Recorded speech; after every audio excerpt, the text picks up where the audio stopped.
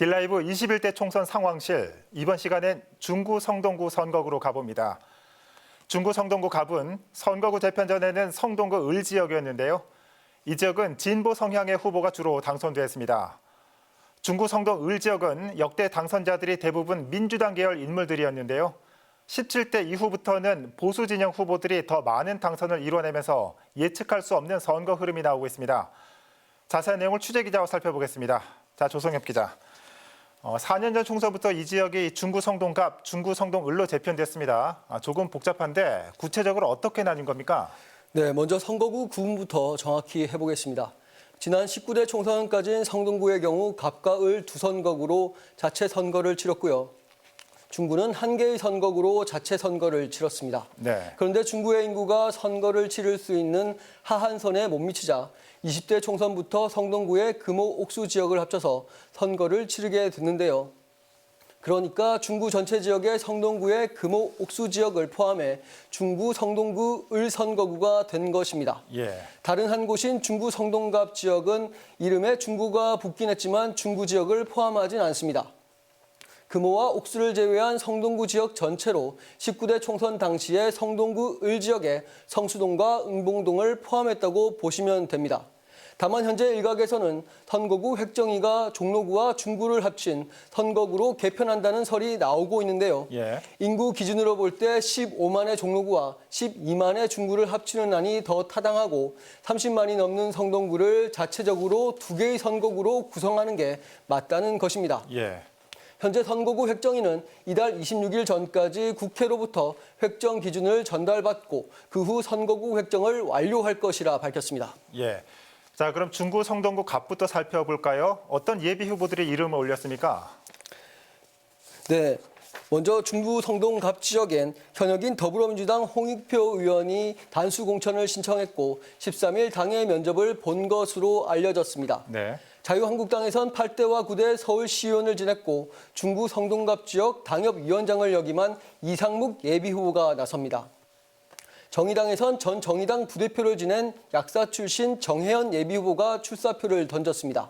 국가혁명 배당금당에서도 홍은옥, 이정섭, 권순자 예비후보가 등록했습니다. 예.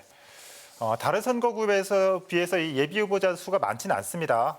앞서서 이곳의 분위기가 진보 성향이 강하다고 했는데 전체적인 선거 분위기는 어떻습니까? 네, 앞서 말씀드렸듯이 중구 성동갑 지역은 과거 성동구 을 선거구에 성수동과 응봉동을 합친 지역입니다. 예. 성동구 을은 전통적으로 진보 성향의 후보들이 강세를 보였습니다. 18대 총선을 제외하곤 민주당 계열의 후보가 당선됐는데요. 지역에 호남 출신 사람들이 많이 거주하고 있고 과거 당선된 의원들이 지역에 기여한 바가 크다는 것도 주된 이유입니다. 네. 이번 선거는 현역 홍익표 의원의 아성을 타 후보들이 뛰어넘을 수 있느냐가 관건인데요. 자유한국당 이상묵 예비후보는 지역적 표심의 한계와 맞물린 불리한 선거 판세는 인정하면서도 견제의 의미에서 이번 선거가 중요하다고 말했습니다. 그렇군요. 자, 이번에는 중구와 성동구가 혼재되어 있는 중구 성동 을 지역 살펴볼까요? 네, 중구 성동을 지역은 갑 지역에 비해서 조금 더 복잡한 양상입니다. 네. 먼저 현역인 새로운 보수당의 지상욱 의원이 출마 예정인 가운데 더불어민주당에선 신종화, 이지수, 전순옥, 하승창 4명의 예비후보가 등록했습니다. 이들 4명 모두 지난 11일 당의 공천 면접을 본 것으로 알려졌는데요. 민주당 내 예비후보가 많은 만큼 컷오프와 경선 과정이 이어질 것으로 보입니다. 이런 가운데 지난 총선에서 컷오프된 것에 대한 반발로 민주당을 탈당했던 정호준 전 의원이 복당을 신청했는데 복당이 받아들여지지 않을 경우 무소속 출마가 예상되는 만큼 진보 진영의 표가 분산될 것으로 보입니다. 네. 자유한국당에선 전 중구청장 출신 최창식 예비후보가 활동 중입니다. 구청장 시절 확보한 인지도를 바탕으로 총선 승리를 약속하고 있습니다.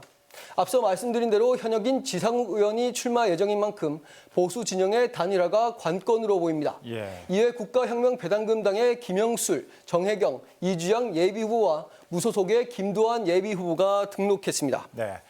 이곳은 명동이나 서울시청의 업무 시설도 밀집돼 있고 일부 성동구 아파트들도 밀집해 있는 만큼 분위기가 다를 것 같은데 이곳의 판세는 어떻습니까? 그렇습니다. 중구 선거구는 과거 정일영, 정대철, 정호준 전 의원이 한 집안의 3대가 무려 14선을 한 곳인데다 역대 민주당 계열 후보들이 대부분 당선된 지역이기도 합니다. 네.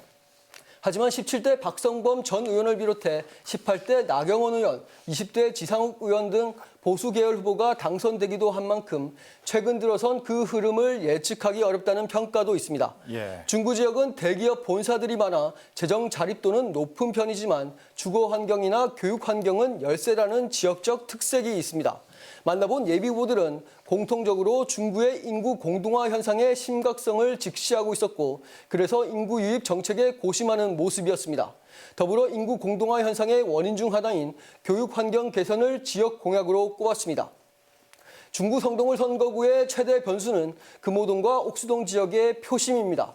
금호 옥수 지역은 중구 전체 인구의 70%에 달하는 9만 명 수준인데다 금호동은 진보 성향이 나타나는 데 반해 옥수동은 뚜렷한 보수 성향을 보여 이 두 지역에서 얼마만큼 선전하느냐가 승리의 향방에 큰 영향을 미칠 것으로 보입니다. 예. 다만 말씀드린 것처럼 선거구 재편에 대한 얘기가 나오고 있어 이대로 선거를 치르게 될지는 아직 미지수입니다. 네. 말씀하신 대로 이 선거구 획정이 이 지역의 가장 큰 변수일 것 같습니다. 자, 21대 총선 상황실 오늘은 중구 성동갑 그리고 중구 성동을 살펴봤습니다. 조 기자 수고했습니다.